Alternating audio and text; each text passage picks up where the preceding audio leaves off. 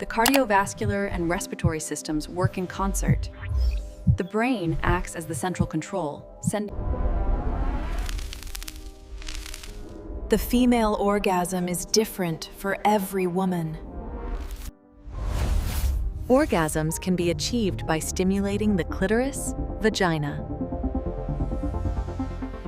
For most women, clitoral stimulation is essential.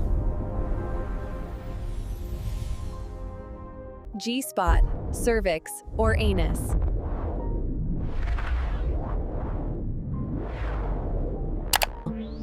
Genital sensory cortex receives signals.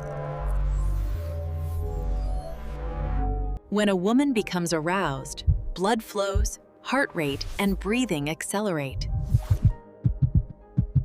Rhythmic contractions can last up to 17 seconds.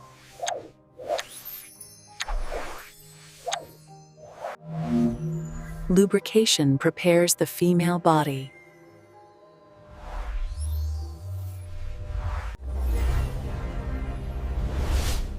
Many women may need to feel love, multiple orgasms.